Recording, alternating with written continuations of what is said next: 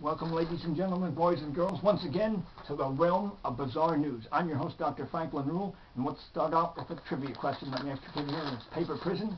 The question: what is the term for the fear of bees? Is that selenophobia, patomophobia, limnophobia, or apophobia? Now the only prize for the correct answer is one pat on the back that you'll have to administer to yourself. If you want $1 million, call Meredith Vieira, but please, please do not call us. Thank you. Now, down in a village in southern India, there is one banyan tree that harbors 600 separate beehives. Unbelievable. The bees are coming in the fall. They head for the banyan tree because it's a landmark for a very prolific flowery area. And amazingly, the bees from one hive do not bother bees from another hive. They all live in peaceful coexistence. 600 hives in one tree, beyond belief. Now for that trivia question.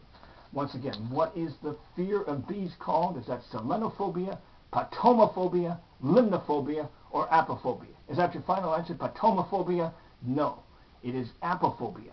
For the record, selenophobia, the fear of the moon; patomophobia, that's the fear of rivers; and limnophobia, the fear of lakes, just in case you're ever on that millionaire show. Now, we have an alien, and this pertains to a UFO flap that's taking place in northern Texas in the town of Dublin, about 45 miles west of Dallas. There have been dozens of sightings by many credible witnesses, including a pilot and a constable.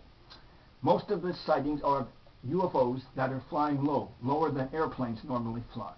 And some have reported bright lights, others metallic saucers. But the question is, because we have to wait for further word on this, but the question that skeptics ask: why don't ETs land and introduce themselves? Well, there are many possibilities. Perhaps they're here on a conquistadorial mission and would have no reason to make contact with us. Or conceivably, they're adhering to something akin to the prime directive enunciated in Star Trek, not to interfere with inferior races. Or perhaps they fear us. They fear the so-called shoot first, ask questions later military mentality, such as exemplified in the 1951 sci-fi classic, The Day the Earth Stood Still. Or conceivably they fear us, that will put them on exhibition in some sort of exobiological garden, or on pay TV, or dissect them in a lab to find out what they're made of. So they have some valid reasons for not making contact. Now here's something I rarely hate: a slice of burned toast. Have you ever burned toast? Well, I have some good news for you. There's a brand new type of toaster. It's transparent, made of glass. The glass heats the bread, and you can watch it brown, so you can rescue it before it burns. So far it's only toasting one slice at a time, but they should improve on that. And again, this looks like the end of burnt toast, yes! Now, I want to pay homage to Vampira. She recently died at age 86. She was the first host of a TV show featuring horror films back in 1954 on Los Angeles Channel 7. She was actually a blonde, born in Finland in 1921. Her name, Mala Nurmi. Her best picture, undoubtedly, Plan 9 from Outer Space, co-starring Bela Lugosi. She portrayed his wife. He really was a fan of hers, but tragically he died just 2 weeks into the shooting of that film.